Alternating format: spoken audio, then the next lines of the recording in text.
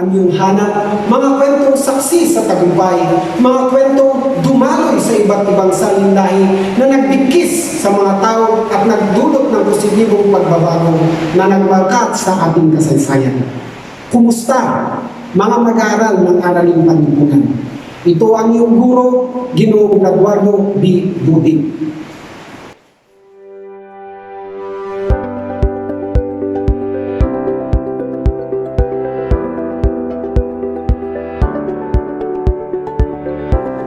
Sa nakaraang leksyon, pinag-usapan natin ang mga salik, pangyayari at kahalagahan ng nasyonalismo sa bansang China at Hapon sa rehiyon ng Silangang Asya.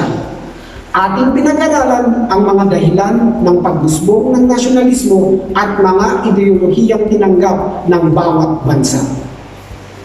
Sa araw na ito, tayo ay maglalakbay papunta sa mga bansang Indonesia, Vietnam, Burma at Pilipinas sa rehiyon ng Timog Silangang Asya. Timog Silangang Asya. Nasyonalismo sa Indonesia.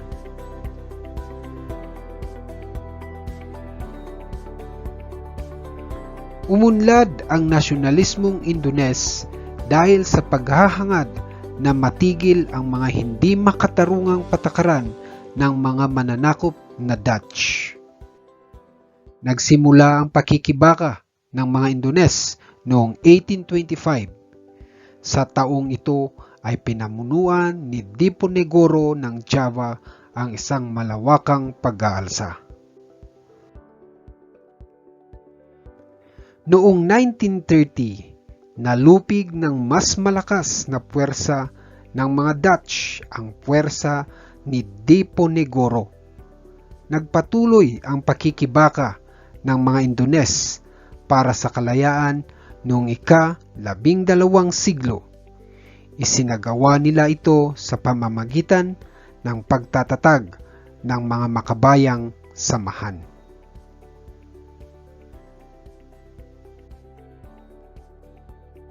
Nagpatuloy ang nasyonalismo ng mga Indones.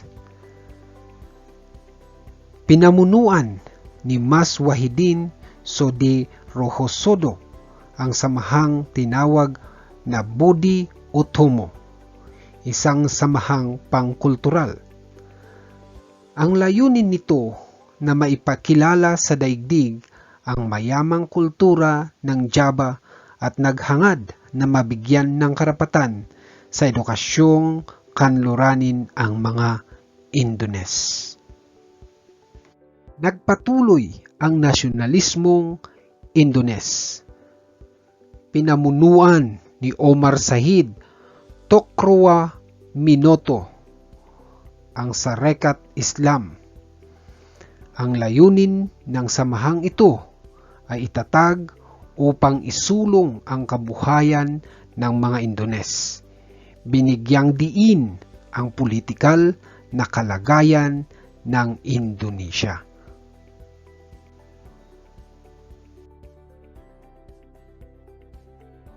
Ang sumunod na nagtatag ng kanyang samahan ay si Sukarno na tinawag na Indonesia Nationalist Party. Ang layunin naman nito, paglaban ng mga maniniil na patakaran ng mga Dutch. Ang panghuli ay ang samahan na itinatag, Indonesian Communist Party. Layunin ng samahan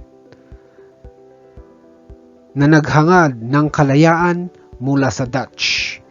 Namuno sila sa pag-aalsa noong 1926 at 1927. Parehong nabigo ang kanilang pagtatangka na makamit ang kalayaan ng kanilang bansa.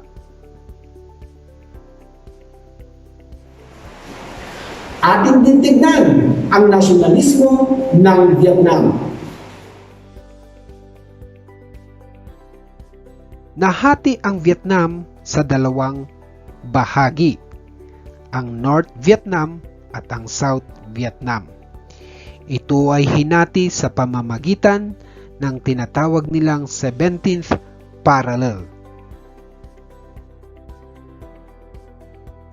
Nabuo ang Hilagang Vietnam na pinamunuan ni Ho Chi Minh. Ang Timog Vietnam naman sa pamumuno ni Bao Dai. Ang Hilagang Vietnam ay sumusuporta sa komunismo, samantalang ang Timog Vietnam ay naniniwala sa demokrasya. Nauwi ang hidwaan sa digmaan na kilala bilang Vietnam War na nagsimula noong 1945. Sinuportahan ng United States ang Timog Vietnam, subalit naging madugo at magastos ito para sa kanya. Nagwagi ang Hilagang Vietnam at naging isang bansa ito noong 1975. Karagdagang kaalaman, sa larangan ng teatro at pelikula, nakilala ang ating kababayan na si Miss Lea Salonga sa buong mundo sa musical Broadway na pinamagatang Miss Saigon. Ang Miss Saigon ay binase sa 1904 opera ni Giacomo Puccini's Madame Butterfly na nagkwento tungkol sa isang trahedyang pag-iibigan ng isang dalaga mula sa Asia na inabandona ng kanyang irong na isang Amerikano. Ang naging tagpuan ay noong 1970s sa Saigon, noong panahon ng Vietnam War.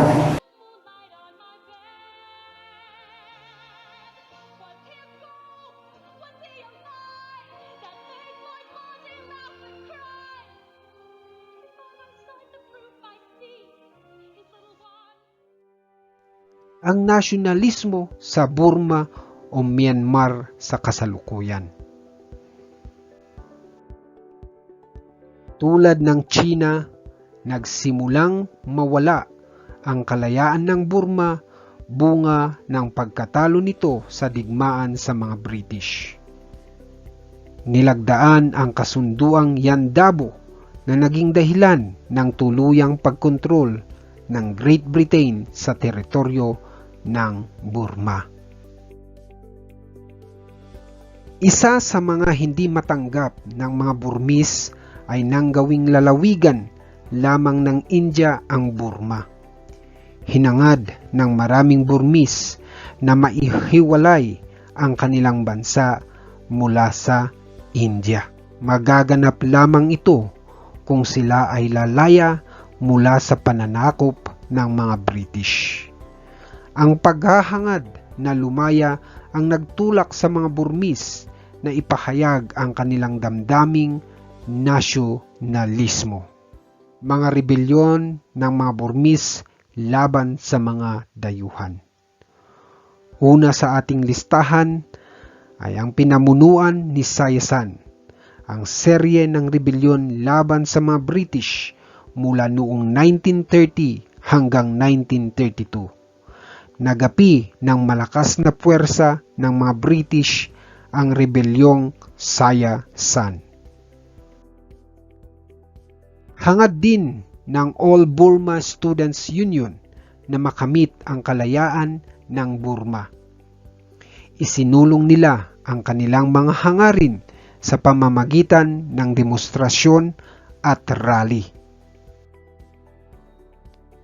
Itinatag ni Aung San ang Anti-Fascist People's Freedom League laban sa mga Hapon.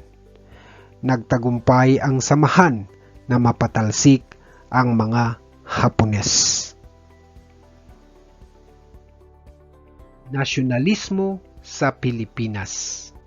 Marami ang naghirap dahil sa hindi makatarungang pagpapataw ng buwis, pagkamkam sa mga ari-arian at mga produktong Pilipino. Nabago din ang kultura ng mga Pilipino dahil sa pagpapalaganap ng relihiyong Kristyanismo. Naging laganap din ang racial discrimination sa pagitan ng mga Espanyol at mga Pilipino na tinatawag na Indio ng mga mananakop. Higit sa lahat, nawala ang karapatan at kalayaan ang mga Pilipino na pamunuan ang kanilang sariling bansa. Naging sunod-sunuran sila sa mga mapagmalupit na mga Espanyol. Mga paraan ng pagpapahayag ng damdaming nasyonalismo ng mga Pilipino. Una sa ating listahan ay ang propaganda. Sa pamamagitan ng pagsusulat ng mga akda tulad ng nobela, tula, sanaysay at artikulo sa pahayagan, ay ipinahayag ng mga propagandista ang kanilang mga hangarin para sa Pilipinas. Himagsikan. Ipinamalas ng mga katipunero ang kanilang pagmamahal sa bayan sa pamamagitan ng pagsasagawa ng himagsikan o revolusyon. Nakita ng mga katipunero na hindi ipagkakaloob ng mga Espanyol ang mga hinihiling na reforma ng kilusang propaganda. Bunga nito, itinatag ang lihim na samahan ng KKK o kataas-taasan kagalang-galangang katipunan ng mga anak ng bayan. Batid ng mga katipunero na matitigil lamang ang nararanasang pagmamalupit at pang-aabuso sa kamay ng mga Espanyol kung makakamit nila ang kalayaan. Bagamat hindi handa, isinulong ng mga katipunero ang isang armadong pakikipaglaban. Inyong nasilayan ang kwentong nasyonalismo sa bansang Indonesia, Vietnam, Burma o Myanmar at Pilipinas.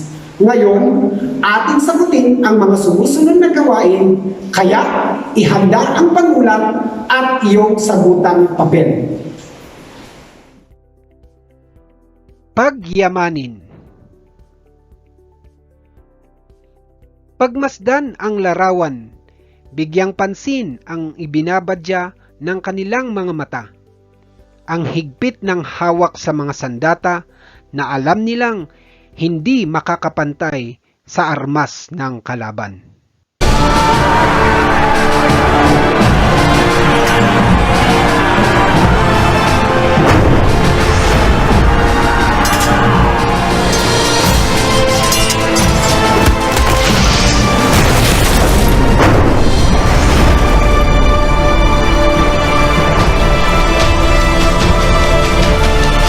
Kaya mo kayang ilagay ang iyong sarili sa kinalalagyan ng isa sa kanila kung darating man ang panahong kailangan nating muling lumaban? Bakit?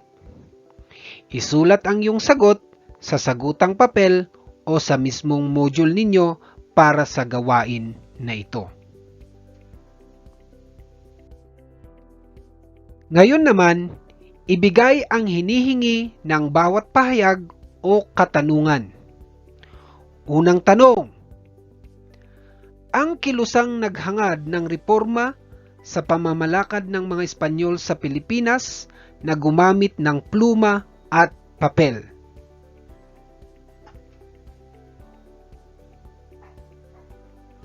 Ikalawa, ang namuno sa mga katipuneros.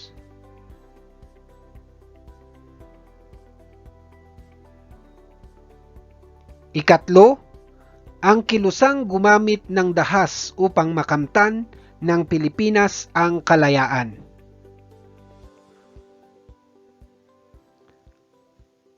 Pang-apat, ang opisyal na pahayagan ng mga propagandista.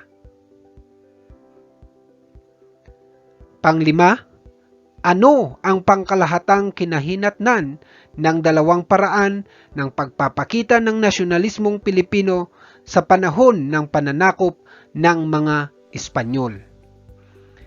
Para sa gawain na ito, bibigyan ko kayo ng 5 segundo upang isulat ang mga sagot.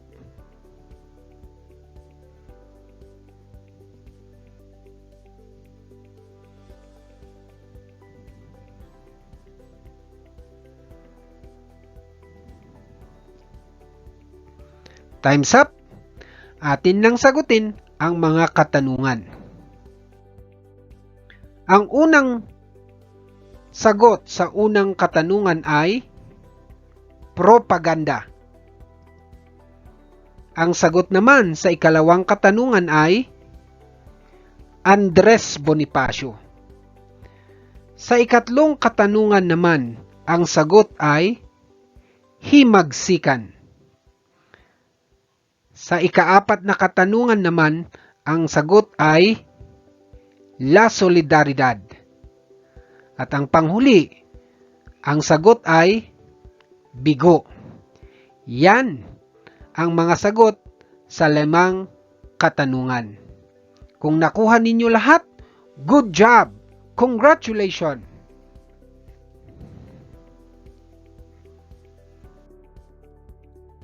Ngayon naman, isulat ang iba't ibang pamamaraan na ginawa ng mga Asyano upang makamtan ang kanilang kalayaan mula sa mga dayuhan.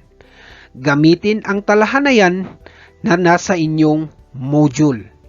Sa unang hanay ng talahanayan ay ang salitang bansa.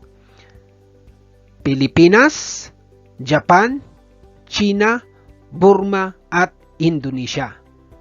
Sa ikalawang hanay naman ay ang mga pamamaraan. Isulat ninyo kung anong mga paraan o pamamaraan na ginawa ng mga Asyano upang makamtan ang kanilang kalayaan mula sa mga dayuhan. Para sa gawain na ito, isulat ninyo ito sa inyong sagutang papel o sa inyong module.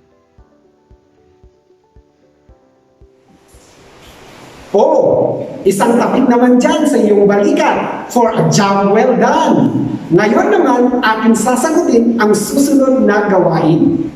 Nakilala natin ang mga pinuno na nanguna sa pag-usbong ng mga damdaming nasyonalismo sa mga bansa sa Silangan at Timog Silangang Asya. Ihanay ang Hanay A sa Hanay B. Sa Hanay A, makikita ang mga pangalan ng mga pinuno tulad nila Mao Zedong, Diponegoro, Sayasan, Jose Rizal at Ho Chi Minh. Sa Hanay B naman ay mga pangalan ng mga bansa sa Silangan at Timog Silangang Asya. Nandyan ang Vietnam, Pilipinas, China, Indonesia, Burma at Cambodia. Sa gawain na ito, bibigyan ko kayo ng 10 segundo upang ilista ang iyong mga sagot.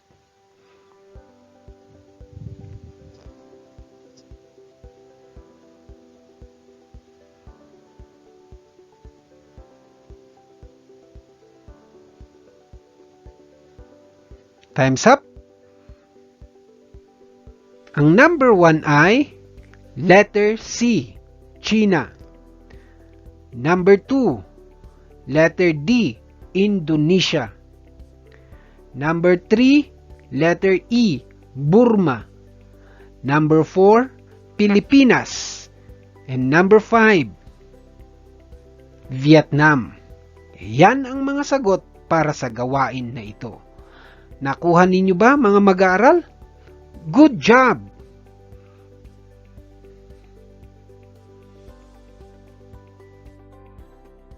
Dumako naman tayo sa isa-isip.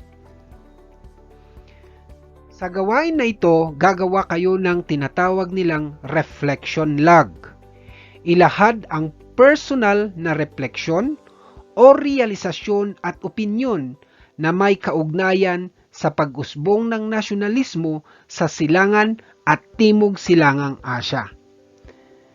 Gawing gabay ang nakalista sa inyong module. So, kailangan ninyong isulat muli ang iyong pangalan, ang petsa, taon at ang iyong seksyon. Sa reflection log, isusulat ninyo o dudugtungan ang mga naunang mga salita tulad ng unang halimbawa. Ang nasyonalismo ay nakabubuti dahil patlang. Ipinagmamalaki ko ang aking pagiging Asyano dahil sa natatanging mga nagawa ng mga kilalang nasyonalista sa Silangan at Timog Silangang Asya na nagpapatunay na ang Asyanong katulad ko ay patlang. So isulat ang iyong mga kasagutan, kompletohin ang reflection log sa inyong sagutang papel o sa mismong module ninyo para sa gawain na ito.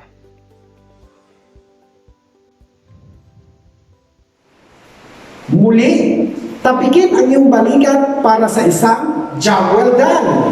Ngayon naman, ipakita natin muli ang ating kagalingan sa gawain na ito. Tara, gawin na natin. Ngayon naman, dadako na tayo sa isagawa. Makling Dulag. Si Makling Dulag ay isang pinuno ng tribong Bukbon ng Kalinga na pinaslang ng mga sundalo noong panahon ng diktadurang Marcos. Isa siya sa mga kinilalang bayani ng rehiyong Cordillera. Si Makling ay ginagalang na pangak o pinuno ng tribo na ipinagtanggol ang karapatan ng kanyang mga kababayan sa kanilang pagmamay-aring lupa laban sa Chico River Basin Hydroelectric Dam Project ni Pangulong Ferdinand E. Marcos. Noong April 24, 1980, ilang sundalo ng Philippine Army ang nagpaulan ng bala sa dalawang bahay sa Bugnay, Tinlayan, Kalinga.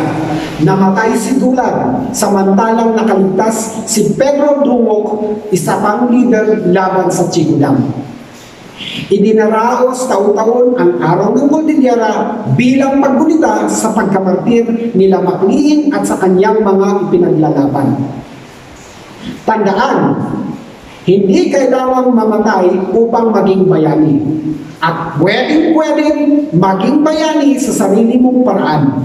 Ang pagiging bayani ay wala sa laki o liit ng nagawa kundi nasa kinalabasan o epekto ng ating nagawa at sa linaw ng ating hangarin.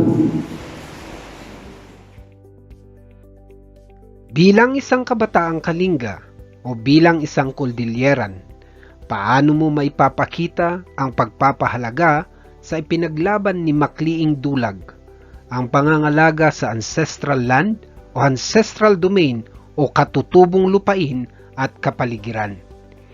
Ilahad ang iyong paraan sa pamamagitan ng isang malikhaing gawain tulad ng poster, slogan, tula, comic strip at iba pa.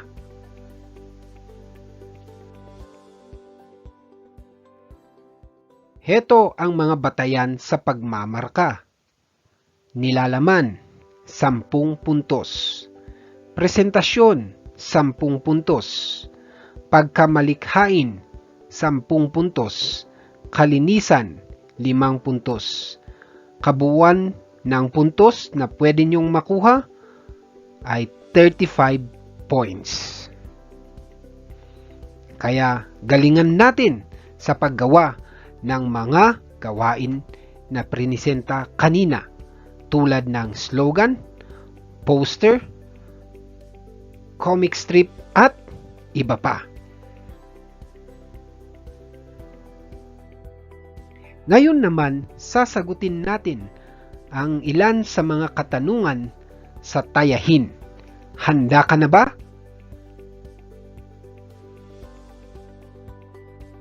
Unang katanungan. Ang kasunduan ng Kanagawa ang isa sa mga dahilan kung bakit napasok ng mga kanluranin ang Japan? Bakit tinanggap ng mga Hapones ang kasunduang ito? A. Hindi nila kayang labanan ang hukbo ng mga dayuhan. B. Maraming mga inosenteng mamamayan ang madadamay. C. Walang gamit pandigma ang kanilang bansa. And D. Naghirap ang kanilang bansa. 5 segundo. 1, 2, 3, 4, 5.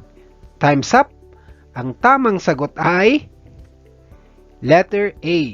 Hindi nila kayang labanan ang hukbo ng mga dayuhan. Number 2 o ikalawang katanungan. Ano ang kasunduan ang nilagdaan ng mga Burmese ang naging dahilan ng tuluyang pagkontrol ng mga Briton sa kanilang bansa? A. Kasunduan ng Kanagawa. B. Kasunduan ng Nanjing. C. Kasunduang Yan Dabo. D. Wala sa nabanggit. 5 segundo. 1, 2, 3, 4, 5. Ang tamang sagot ay kasunduang Yan Dabo. Ikatlong katanungan. Naging kolonya ng mga Briton ang Burma sa mahabang panahon. Sino ang namuno sa rebelyon laban sa mga Briton mula noong 1930 hanggang 1932? A. Aung San. B. Yuno. C. Sayasan. D. Sukarno. 5 segundo. 1, 2, 3, 4, 5. Ang tamang sagot ay Sayasan. Pang-apat na katanungan.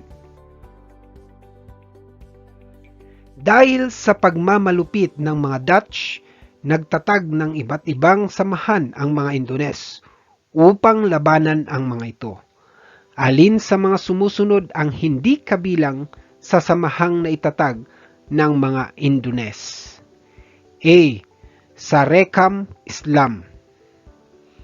B. Anti-Fascist People's Freedom League. C. Bodi Otomo. And D. Indonesian Communist Party. 5 segundo. 1, 2, 3, 4, 5. Ang tamang sagot ay Anti-Fascist People's Freedom League. Pang-5 katanungan. Sino sa mga sumusunod na leader ng China ang namuno sa Double 10 Revolution? A. Sun Yat-sen. B. Chiang Kai-shek. C. Mao Zedong. D. Henry Puyi. 5 segundo. 1, 2, 3, 4, and 5. Ang tamang sagot ay Sun Yat-sen. Oh, mga mag-aral, nakuha ba ang 5 kasagutan?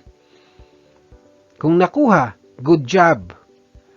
Pero, para sa numero 6 hanggang 15, dapat sagutin ninyo at ilagay ito sa sagutang papel o sa mismong module ninyo.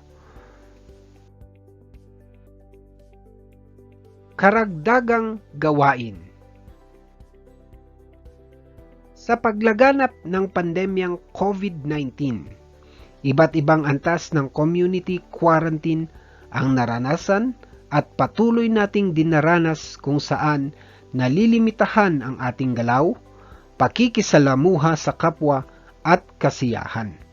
Subalit, alam natin na ang limitadong kalayaan na ito ay makabubuti sa atin at sa ating pamayanan upang manatili tayong ligtas sa nasabing sakit habang hindi pa nahanap ang gamot dito at habang hindi pa nababakunahan ang nakararami. Paano mo mahihikayat ang kapwa mo kabataan sa inyong lugar na sumunod sa mga alituntunin ng iba't ibang community quarantine na ipinapatupad ng Department of Health at ng Department of Interior Local Government o DILG?